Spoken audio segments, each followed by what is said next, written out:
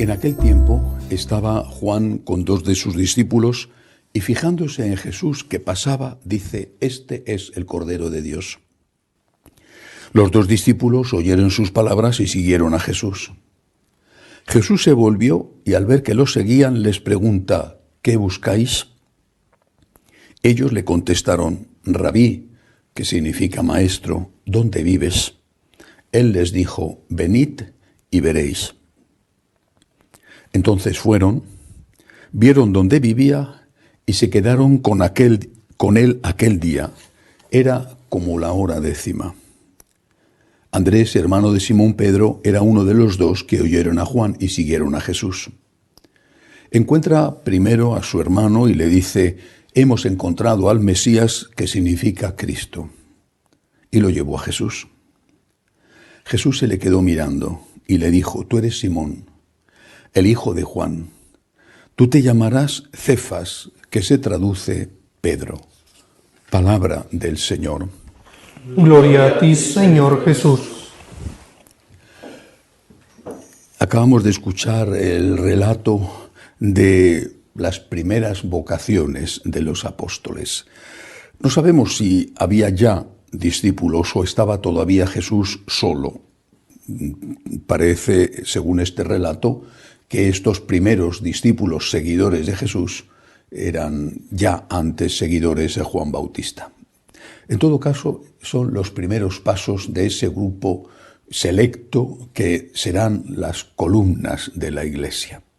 ¿Qué es lo que hace Jesús? Jesús les dice: «Venid y vivid conmigo». Es decir, compartid conmigo, estad conmigo. Primera cosa, por lo tanto, primera enseñanza. No puede haber seguimiento de Cristo si no hay comunión con Cristo, comunicación con Cristo, intimidad con Cristo. Quizá esta sea una de las causas de las crisis de vocaciones, tanto de las que no entran como de las crisis de los que entran. Si no hay comunión con el Señor, ¿cómo se va a seguir al Señor? No somos una institución dedicada a hacer el bien. Somos una institución que surge de la unión de seguidores de Cristo. Es decir, todo en la Iglesia se orienta a Cristo. Sin Cristo no existe la Iglesia. No tiene sentido que exista la Iglesia. Existirán otras cosas que no tienen por qué ser malas. Yo tengo muchísimo aprecio y respeto mucho a las ONGs, entre otras instituciones, que no solamente las ONGs hacen el bien. Hay tantas instituciones que se dedican a hacer el bien a su manera. Pero la Iglesia es otra cosa. La Iglesia es la comunión de las personas que siguen a Cristo, que siguen sus enseñanzas, que intentan imitar su vida, poner en práctica su mensaje, que tienen fe en Él, que es hombre verdadero, y en Él, que es Dios verdadero. Esto es la Iglesia. El tesoro de la Iglesia es Jesucristo. Y si estamos aquí, hablo desde luego de mí, y no creo ni mucho menos que sea el único, si estamos aquí es por Él.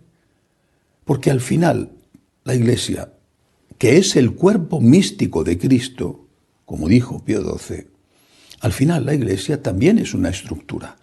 Toda estructura está hecha por hombres y por lo tanto toda estructura tiene elementos de santidad y elementos de pecado, como vemos en parte también.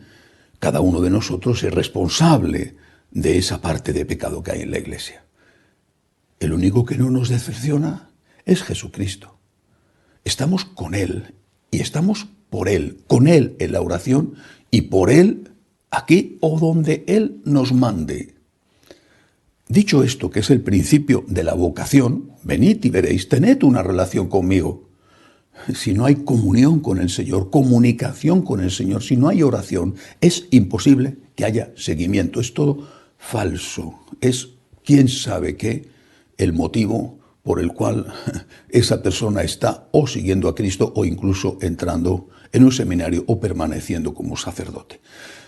Pero hay algo más en este Evangelio. Está la llamada a Pedro.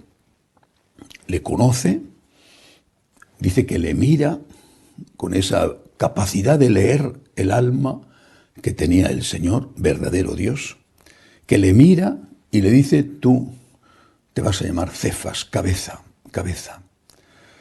Qué importante, qué ministerio extraordinario le va a conferir a Pedro, ser la cabeza de la iglesia. Pero dicen que el pescado, por donde primero se pudre, es por la cabeza. Por eso es a la cabeza a la que tenemos que cuidar especialmente con nuestras oraciones. Todos los días rezar por el Papa, por este, por el anterior, por el Santo Padre Benedicto XVI, que en este momento está todavía de cuerpo presente en el Vaticano. Por todos los que vengan, la cabeza es lo más frágil, aunque no lo parezca. Si te cortan la cabeza, se ha acabado. Puedes vivir, no bien, pero puedes vivir sin un brazo, sin una pierna, sin un ojo o sin los dos ojos. Pero si te cortan la cabeza, se ha acabado. Así que, fundamental, rezar todos los días por el Santo Padre, por el Papa que gobierne la Iglesia en cada momento de la historia. Rezar por él, para que sea fiel a Jesucristo y fiel a la misión que nuestro Señor le encargó: ser la roca, la piedra.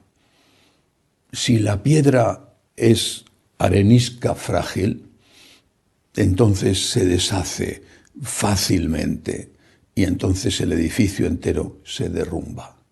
Cuando nuestro Señor resucitado se vuelve a aparecer a Pedro, le dice: confirma en la fe a tus hermanos. No le dice inventa la fe o adapta la fe, sino confirma en la fe a tus hermanos, confirma en la fe. La fe en que Cristo es Dios, la fe en el mensaje de Cristo, incluido de una forma especial el mensaje de la resurrección. Recemos por el Papa. En este momento concreto de la historia, cuando la situación en la Iglesia es tan confusa, con un Papa emérito que yace a la exposición de todos y que está siendo verdaderamente un plebiscito popular lo que está ocurriendo en Roma, nosotros, los seminaristas y yo y el otro sacerdote que me acompaña en la formación, fuimos todo el seminario tempranísimo el lunes por la mañana y era una multitud. Se habla de que solo el lunes acudieron cerca de 100.000 personas a estar al lado de Benedicto XVI y a expresarle su cariño, su agradecimiento, su respeto a su enseñanza. Pues en este momento tenemos que rezar de una forma especial por el Papa. Por supuesto, encomendar a Benedicto XVI para que esté cuanto antes en el cielo. Personalmente estoy convencido de que ha entrado derechito. En cualquier caso, encomendarle y rezar por el Papa para que sea siempre fiel a Cristo y a la misión que se le encargó, confirmar en la fe a sus hermanos. Que así sea.